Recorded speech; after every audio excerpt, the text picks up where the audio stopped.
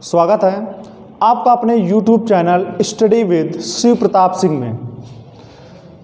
तो इस वीडियो में आपको बताया जाएगा कि जो भी क्वेश्चन आपको अगर एक्सरसाइज में नहीं मिल रहे हैं तो इस वीडियो में आपको मिलेंगे। तो यहाँ पर आपको बताया जाएगा अभ्यास 3A का प्रश्न नंबर 10 का 6वां पार्ट। 10वां प्रश्न ये था कि अपनी अभ्यास पुस्तिका में सत्य या असत्य कथन की पहचान कर लिखिए। यानी कि सत्य और असत्य कथन बताना है। तो 6 वाला पार्ट ये है कि शून्य का योगात्मक प्रतिलोम शून्य है। शून्य का योगात्मक प्रतिलोम शून्य है। जैसे मान लीजिए कोई भी संख्या अगर हमारे पास 15 है तो इसका जो योगात्मक प्रतिलोम होगा, योगात्मक प्रतिलोम जो होगा वो हमेशा प्लस का माइनस होता है और माइनस का क्या होता है, प्लस होता है। तो 15 का योगात्मक प्रतिलोम क्या हो जाएगा, -15। अगर 4 का पूछ दिया जाए योगात्मक प्रतिलोम तो क्या होगा, तो -4। तो इस तरीके से योगात्मक प्रतिलोम होता है, प्लस का माइनस, माइनस का प्लस। लेकिन शून्य ना ही प्लस का होता है ना ही होता है माइनस का। तो यहाँ पर नियम कौन सा लगाएंगे मालूम है? योगात्मक प्रतिलोम का मतलब होता है जैसे जिस अंक का योगात्मक प्रतिलोम जो होता है तो उसका हम करते हैं योग, और योग आता है 0, तभी हमारा योगात्मक प्रतिलोम होता है। तो यहाँ पर ये 15 और -15, तो ये लिखा 15 और ये क्या लिखा, माइनस का 15। इन दोनों को हम क्या करेंगे, योग करेंगे। तो योग देखिएगा कैसे होगा, तो हो जाएगा 15 प्लस माइनस हो जाएगा माइनस, और 15 क्या हो जाएगा, 0। योगात्मक प्रतिलोम यानी कि जोड़ने पर अगर 0 आ जाता है तो उसका वो योगात्मक प्रतिलोम होता है। अगर 0 नहीं आता है तो योगात्मक प्रतिलोम नहीं होता है। तो यहाँ पर देखिएगा शून्य का योगात्मक प्रतिलोम, शून्य ना ही प्लस का होता है और ना ही होता है माइनस का। तो शून्य का जो योगात्मक प्रतिलोम मान लेते हैं, क्या मानते हैं, शून्य ही है। शून्य का योगात्मक प्रतिलोम शून्य, तो शून्य को जब हम जोड़ेंगे शून्य में तो हमको 0 मिला। योगात्मक प्रतिलोम का मतलब होता है कि जब इन दोनों को, जिसका जो योगात्मक प्रतिलोम है उसको जोड़ेंगे तब 0 मिलना चाहिए। 0 ना ही प्लस का होता है ना ही माइनस का। अगर 0 0 जोड़ेंगे तो 0 ही होगा। तो कहने का मतलब यह है कि कथन आपका हो जाएगा सत्य। क्यों?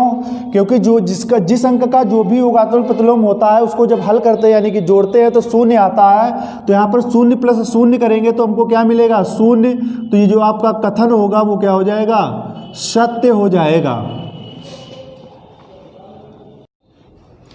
तो अगला प्रश्न देखेंगे, प्रश्नावली आप देखेंगे 5B, जिसका प्रश्न है 8 और 9। इस वीडियो में आपको वो प्रश्न बताए जाएंगे जो आपके किसी भी एक्सरसाइज में छूटे हैं प्रश्न। यानी कि जितने भी हमने वीडियो बनाए हैं कक्षा 6 की गणित में, अगर कोई भी प्रश्न अगर आपका छूटा है तो इस वीडियो में मिलेगा। तो यहाँ पर प्रश्न 8 और 9 यानी कि नई जो बुक है उसमें बढ़ गए हैं, तो वही वाले वीडियो में है ये प्रश्न। तो 8वां प्रश्न क्या है, लीला राधा की छोटी बहन है, वह राधा से 6 वर्ष छोटी है। तो लीला की आयु राधा के पदों में लिखना है। लीला की आयु राधा के पदों में लिखना है। तो यहाँ पर देखिएगा शुरुआत में लीला राधा की छोटी बहन है। कहने का मतलब यह है राधा की छोटी बहन है कौन, लीला। यानी कि राधा बड़ी है और लीला कैसी है, छोटी है। और वह राधा से 6 वर्ष छोटी है। यानी कि राधा से 6 वर्ष छोटी है। तो राधा से 6 वर्ष छोटी है कौन, लीला छोटी है। तो यहाँ पर राधा की सबसे पहले आयु मानी जाएगी। माना राधा की आयु,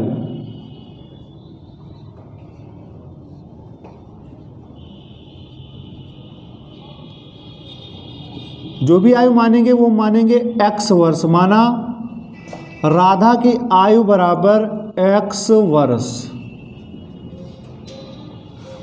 और जो लीला की आयु है, लीला की आयु क्या होगी, वो x माइनस होगी 6। क्यों? क्योंकि वो राधा से 6 वर्ष छोटी है। तो हमसे लेकिन क्वेश्चन में कहता है लीला की आयु राधा के पदों में लिखिए। तो यहाँ पर प्रश्नानुसार लिखेंगे। यानी कि प्रश्न के हिसाब से समीकरण क्या बनेगी, क्वेश्चन में जो कहता है लीला की आयु राधा के पदों में लिखिए। तो यहाँ पर लिखेंगे लीला की आयु बराबर, लीला की आयु बराबर, और लीला की आयु कैसे लिखना है, राधा के पदों में लिखना है। तो राधा की आयु, लीला की आयु कैसे निकलेगी, राधा के पदों में लिखना है। तो यहाँ पर लिखेंगे राधा की आयु, राधा की आयु और माइनस क्या हो जाएगा 6, लीला की आयु राधा के पदों में लिखना है तो राधा की आयु -6 होगी। क्यों? क्योंकि राधा से 6 वर्ष छोटी है कौन? लीला। तो लीला की आयु होगी राधा की आयु -6। तो यहाँ पर राधा की आयु कितनी मानी गई थी? राधा की जो आयु मानी गई थी वो थी x। तो यहाँ पर लिखेंगे x -6 और आगे क्या हो जाएगा? वर्ष। तो x -6 वर्ष, यही हमारा क्या होगा? आंसर होगा। अगला प्रश्न देखेंगे 9वां। माँ ने घर में लड्डू बनाए, नहीं मालूम है कितने बनाए। उन्होंने कुछ लड्डू मेहमानों और परिवार के सदस्यों को दिए, ये भी नहीं मालूम है कि कितने दिए। फिर भी क्या होता है? 5 लड्डू शेष रह जाते हैं। बस हमको ये दिया गया है कि 5 लड्डू शेष रह जाते हैं। ये भी नहीं मालूम है कितने लड्डू बनाए और कितने लड्डू दिए परिवार और सदस्यों को, जो भी दिया गया है तो वो भी नहीं दिया गया। केवल ये बताया गया कि 5 लड्डू शेष रह जाते हैं। तो बताइए माँ ने कितने लड्डू बनाए थे? बताइए माँ ने कितने लड्डू बनाए थे? तो सबसे पहले जो पूछा जा रहा है वो मानेंगे। माना, माना,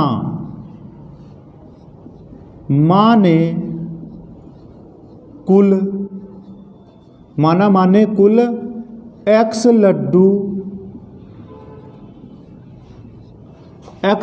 बनाए।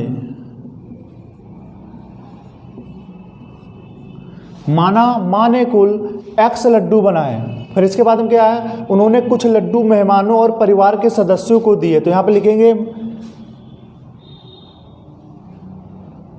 परिवार, यानी कि मेहमानों और परिवार के सदस्यों को, मेहमानों और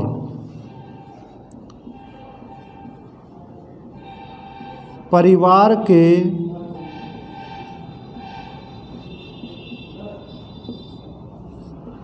सदस्यों को दिए लड्डू।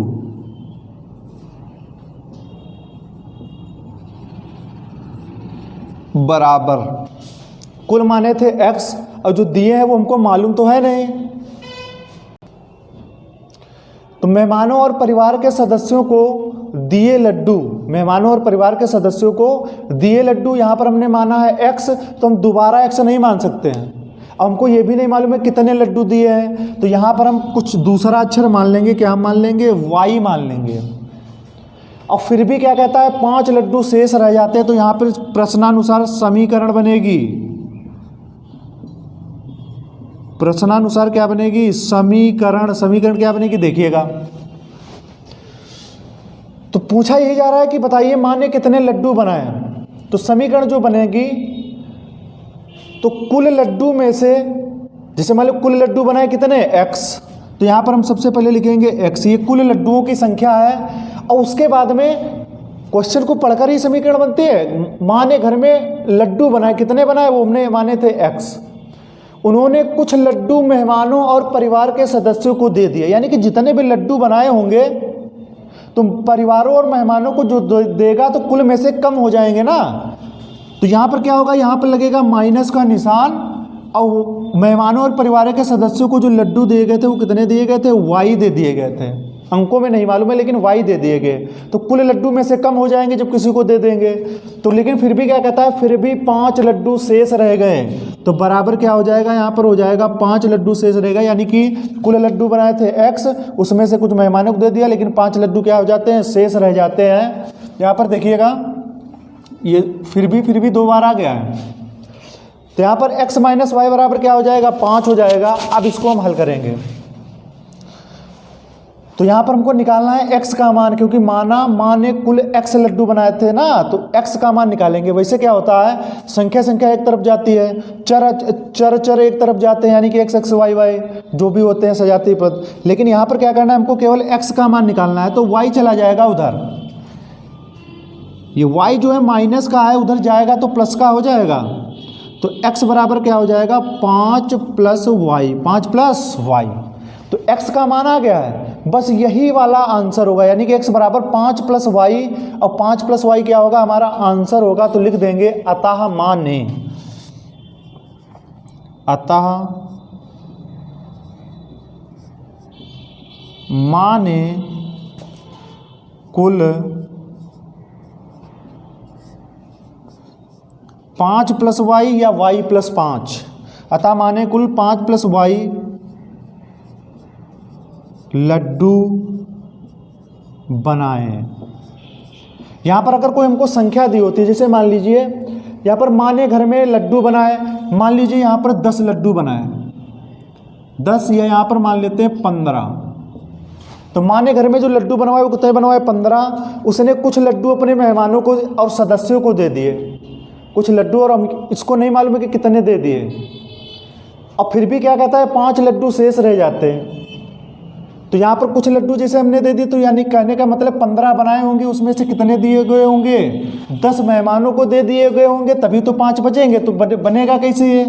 तो 15 में से जब 10 घटाया जाएगा ना तभी हमको मिलेगा 5। तो समीकरण जो बनी है वो घटाकर बनाई जाएगी। तो यहाँ पर हमको 2 चीज़ें नहीं दी थी, वैसे हमेशा क्वेश्चन में क्या होता था एक चीज़ नहीं दी होती थी, तो हम x मानकर कर लेते थे। लेकिन यहाँ पर अब हमको y भी मानना पड़ेगा, फिर समीकरण बनेगी। तो x का जो मान आएगा 5 प्लस वाई, y का मतलब है यहाँ पर देखिएगा 5 मतलब बचे वाले लड्डू, ये वाले कुल लड्डू बनाए होंगे, और प्लस y का मतलब है y का मान जितना भी होगा, मेहमानों और परिवारों को 2 दिए, 4 दिए, 6 दिए, 8 दिए, जो भी दिए होंगे, तो उसका अगर मान हमको मालूम होता तो यहाँ पर मालूम हो जाता। लेकिन यहाँ पर y हमने माना है, तो 5 प्लस वाई ही क्या होगा हमारा आंसर होगा। अगली अभ्यास देखेंगे 6C, जिसका प्रश्न है दूसरा। इसमें आपका ये नया क्वेश्चन पूरा जुड़ा है। तो दूसरा प्रश्न देखेंगे क्या है, निम्नलिखित व्यंजकों की डिग्री और उनके पदों की डिग्री बताइए। व्यंजकों की डिग्री साथ में उनके पदों की डिग्री। तो सबसे पहले लिखते हैं हम व्यंजक की डिग्री बराबर, हल लिखेंगे व्यंजक की डिग्री। तो व्यंजक की डिग्री कैसे निकालते हैं, क्या होती है व्यंजक की डिग्री? जो भी हमारा पद दिया होता है और जिस पद की सबसे ज़्यादा घात होती है वही होती है व्यंजक की डिग्री। जैसे यहाँ पर पद यहाँ पर 3 है, एक भी घात नहीं है, यहाँ पर y कुछ नहीं है तो 1 तो माना ही जाएगा। व्यंजक यहाँ पर जो भी हमारा पद दिया है x, इसको सबसे ज़्यादा घात इसी की है। तो जो व्यंजक की डिग्री, जो हमारा पद होता है उसमें जो उच्चतम घात होती है वही होती है व्यंजक की डिग्री। तो व्यंजक की डिग्री हमारी क्या हो जाएगी 2 हो जाएगी। व्यंजक की डिग्री बराबर 2। तो ये तो हो गया व्यंजक की डिग्री। अब उनके पदों की डिग्री बताना है। तो पद जैसे हमारे इसमें 3 पद हैं, तो हर एक पद की डिग्री बताना है। तो यहाँ पे लिखेंगे पद एक्स स्क्वायर की डिग्री। ये हमारा पद ही तो है। तो पद एक्स स्क्वायर की डिग्री क्या होगी? यहाँ पर x पद हमारा x है, तो डिग्री का मतलब है वही उसकी घात। तो इसमें घात कितनी है 2 है। तो पद एक्स स्क्वायर की डिग्री जो होगी वो क्या होगी 2 होगी, क्योंकि जो भी ABCD जो भी हमारे चर दिए होते हैं, चर यानी कि A से लगाकर जब तक की अक्षर जितनी घात होती है वही हमारी पद की डिग्री हो जाती है। अब यहाँ पर लिखेंगे पद, और पद अब की बार अगला पद कौन सा है 2y। तो पद 2y की डिग्री।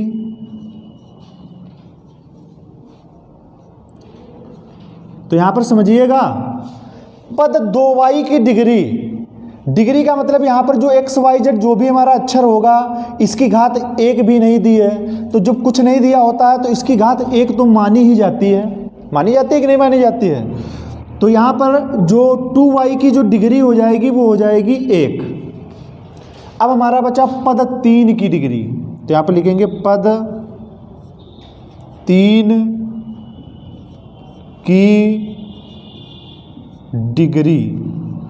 तो पद 3 की डिग्री, 3 की जो डिग्री होगी यहाँ पर कोई भी हमारा XYZ कोई भी चर नहीं दिया गया है।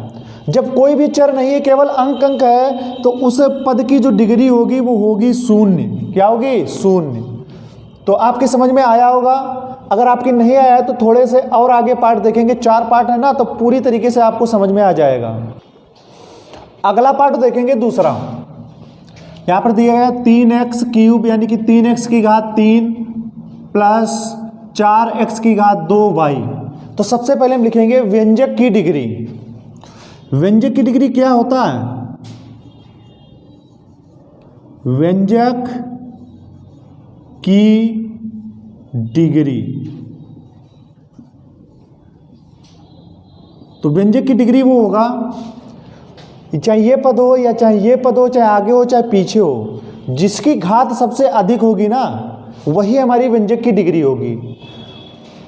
और किसकी घात? जो हमारे चर होते हैं, यानी कि ऐसे लगाकर जब तक अक्षर y कुछ नहीं है तो यहाँ पर 1 तो है, x की 2 है, यहाँ पर x की क्या है 3, तो व्यंजक की डिग्री जो सबसे अधिक होगी कौन सी हो जाएगी? 3 हो जाएगी। व्यंजक की डिग्री हो जाएगी 3। अब व्यंजक की डिग्री होने के बाद उनके पदों की भी डिग्री बताइए। पद हमारे जो है ये द्विपदी व्यंजक है ना, तो 2 पद है तो इनकी पद की डिग्री अलग अलग लिखनी होगी। तो यहाँ पे लिखेंगे पद 3x क्यूब, 3x क्यूब की डिग्री। तो यहाँ पर देखिएगा इसमें चर पद कौन सा है? यहाँ पर x है तो उसकी डिग्री कितनी है? 3 है, तो पद 3x क्यूब की डिग्री जो होगी वो 3 ही रहेगी। अब यहाँ पर लिखेंगे पद 4x स्क्वायर y की डिग्री, 4x स्क्वायर y की डिग्री,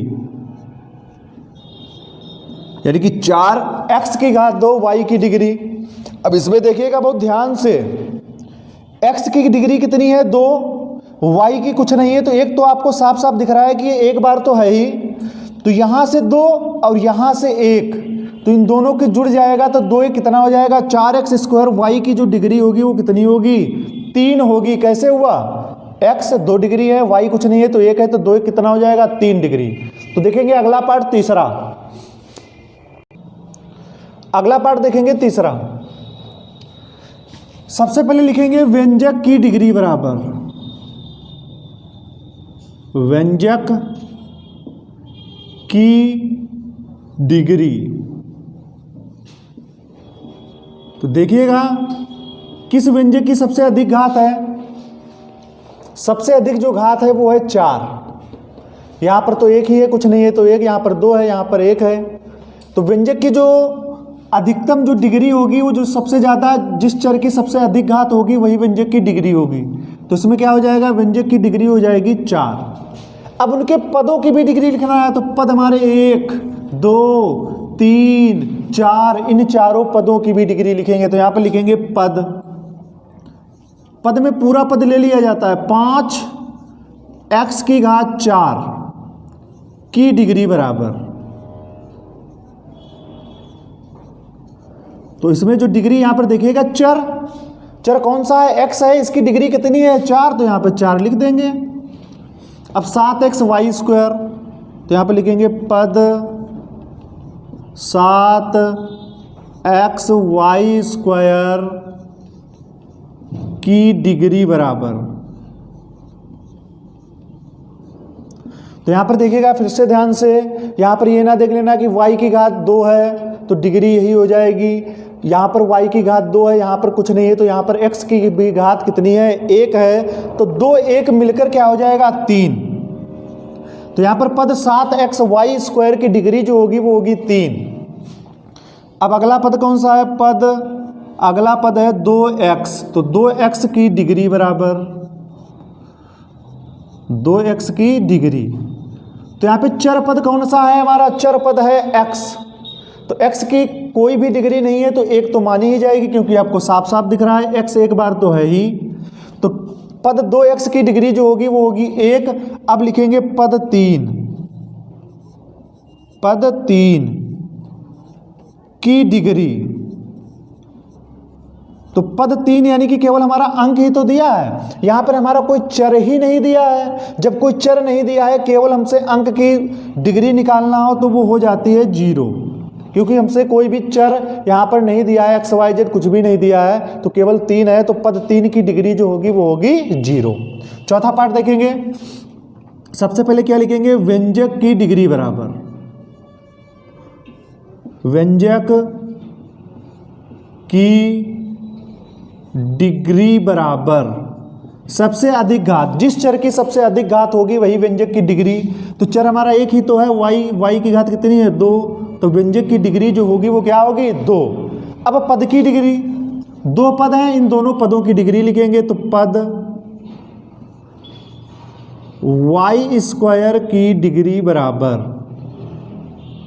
पद y स्क्वायर की डिग्री, इसमें चर क्या है y और उसकी डिग्री कितनी है 2, तो 2 लिख देंगे, और फिर पद 5 की डिग्री। तो किसी भी अंक की अगर डिग्री निकालने को कहता है तो वो हमेशा होगी 0, क्योंकि इसमें कोई भी चर नहीं दिया गया है एक्स वाई जेड, तो पद 5 की जो डिग्री होगी वो होगी 0। तो ये आपका क्वेश्चन नंबर 2 हो जाता है समाप्त। अगली देखेंगे दक्षता अभ्यास 7, जिसका प्रश्न नंबर 5 और 6 बताया जाएगा। 5वां प्रश्न दिया गया है, ये हमारी आकृत दी गई है। तो आकृत में ये हमारा ए बिंदु है, ये डी बिंदु है कटान बिंदु वाला, यहाँ पर बी बिंदु है, और ये कौन सा बिंदु है सी बिंदु है। बाकी इसके एफ ई जी एच ये किनारे किनारे अंत बिंदु दिए गए हैं। साथ में रेखा जो होती है वो ये हमारी रेखा है, इसका नाम कैसे लेंगे, एफ एच लेंगे या बी सी लेंगे। तो इसका जो रेखा जो होती है वो इस प्रकार से होती है, दोनों तरफ एरो होता है, बीच में एक ऐसे बिंदु होता है, यानी कि ए बी, इस तरीके से होता है। लास्ट वाले नाम नहीं लेंगे रेखा में। तो केवल अगर इस रेखा का नाम लिखना है तो क्या लिखेंगे, ए बी लिखेंगे, ये लास्ट वाले पॉइंट नाम नहीं लिए जाएंगे रेखा में। तो यहाँ पर आते हैं प्रश्न पर, दी गई आकृत में रेखाओं के नाम लिखिए।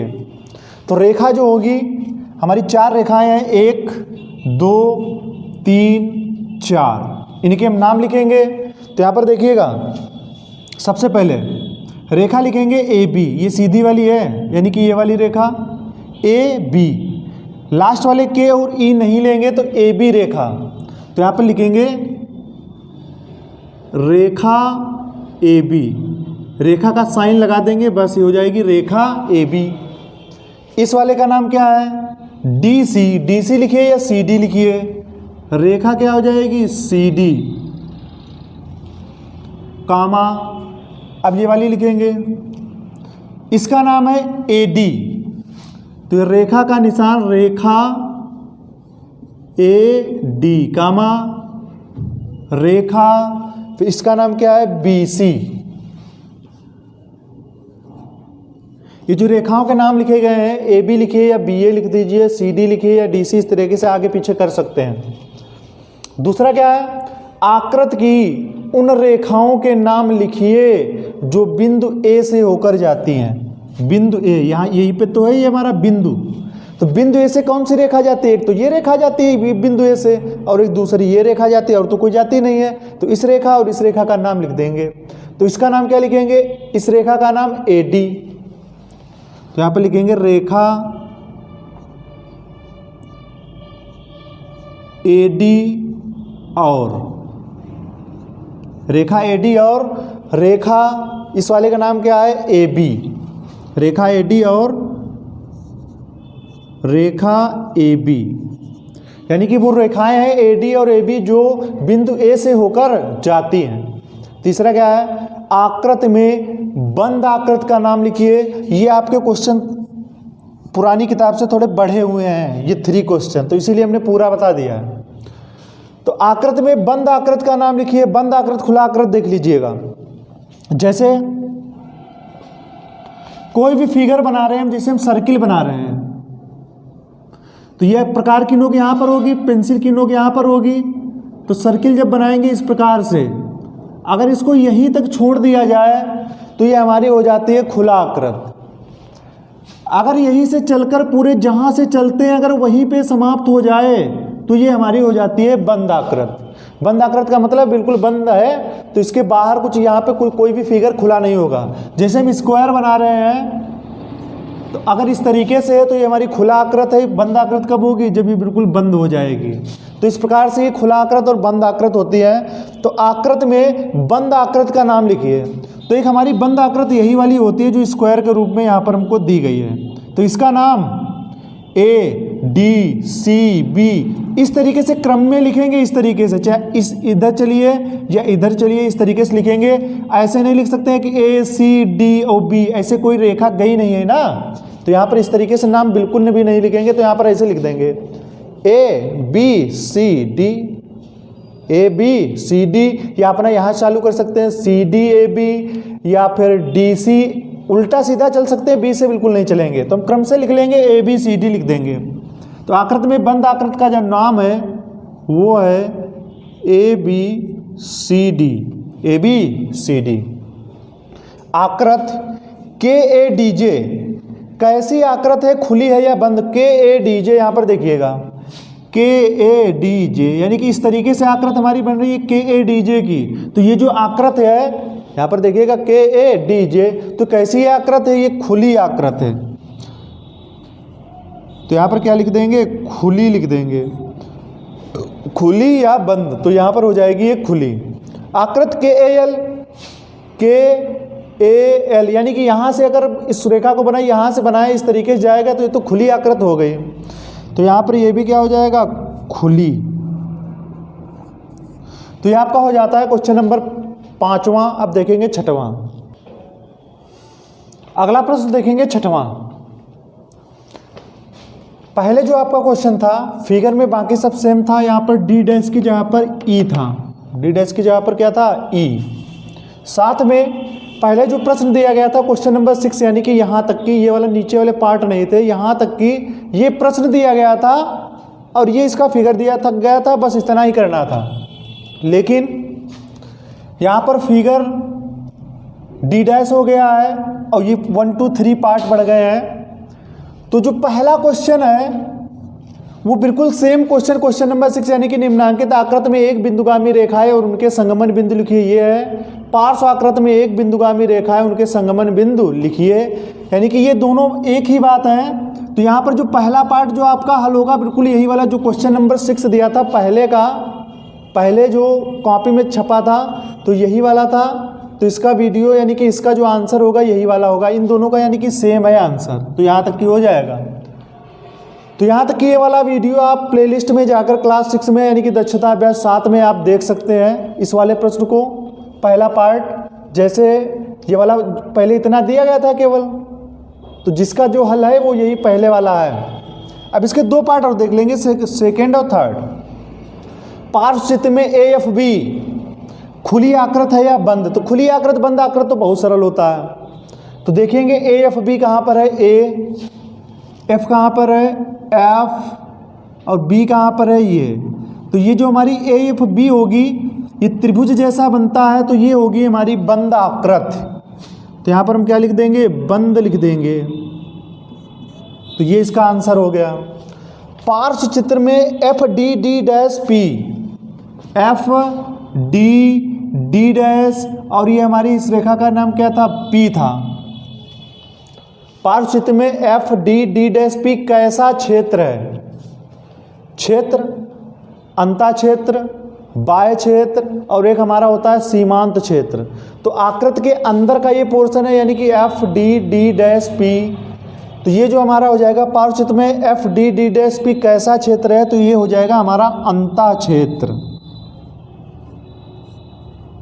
अंतः क्षेत्र हो जाएगा। फिर अगला प्रश्न क्या है? और यह खुली आकृत है या बंद? साथ में ऐसे देखेंगे ये जो हमारी इधर पोर्शन खुला रहता है ना, तो ये जो हमारी आकृत हो जाएगी वो हो जाएगी खुली आकृत।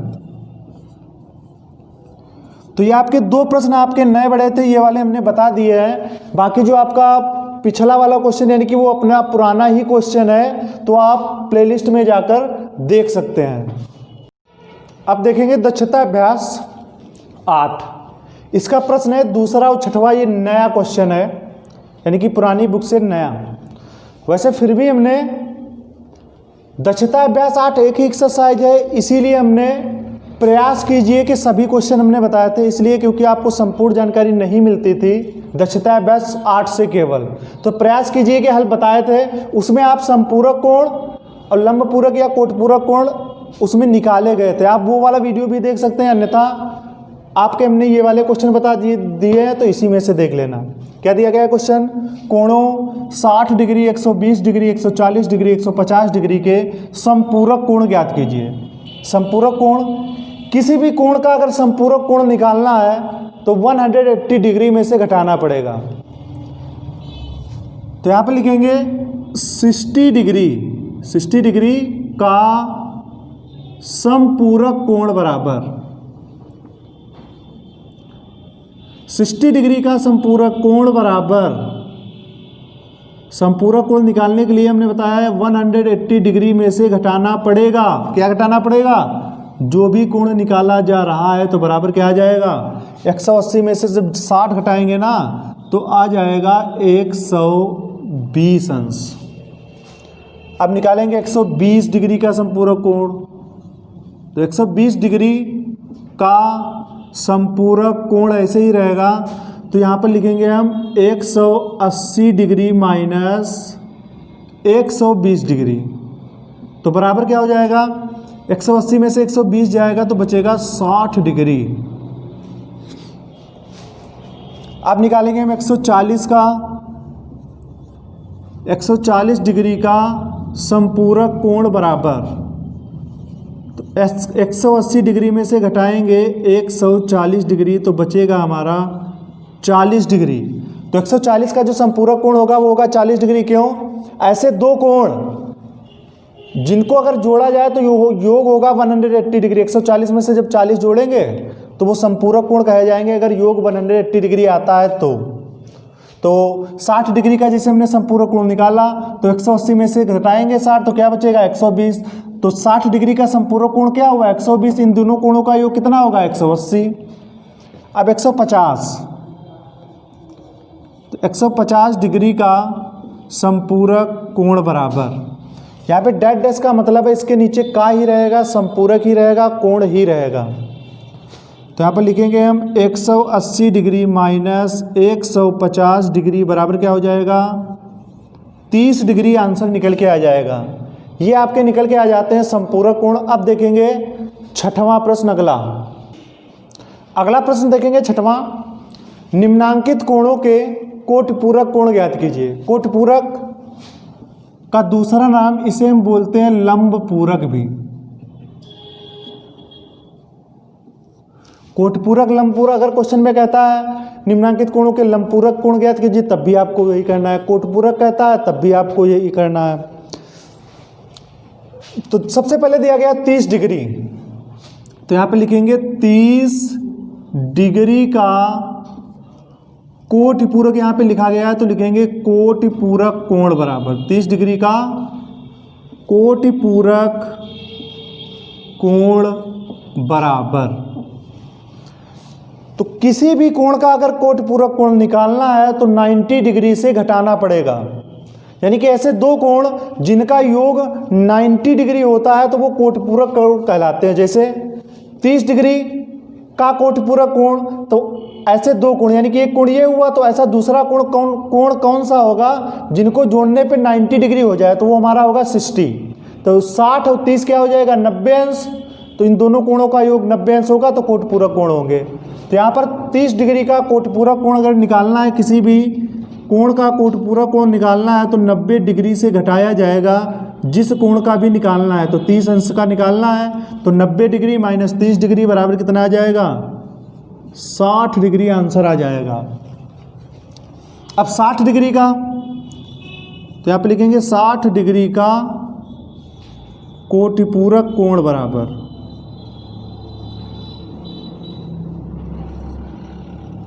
कोटपूरक कोण बराबर, तो 60 डिग्री का क्या हो जाएगा?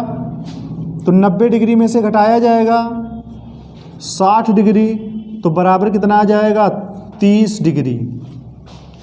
60 और 30 कितना होगा? 90। तो दोनों कोणों का योग हो जाएगा 90, तो कोटपूरक कोण कहलाएंगे। अब यहाँ पर अगला है 40 डिग्री का कोटि पूरक कोण बराबर 40 डिग्री का कोटि पूरक कोण बराबर, तो 90 डिग्री से घटाना पड़ेगा, तो 90 अंश माइनस 40 अंश बराबर कितना हो जाएगा, 50 अंश निकल के आएगा। 50 का पूछा जा रहा है तो 50 डिग्री का या 50 अंश का कोटि पूरक कोण बराबर, कोटि पूरक कोण बराबर तुमको 90 डिग्री से घटाना पड़ेगा, जिसका निकाल लें, किसका, 50 डिग्री का निकाल लें, तो 50 डिग्री तो बराबर घटाने पे आएगा कितना, 40 डिग्री। तो ये आपका क्वेश्चन नंबर 6 समाप्त हो जाता है।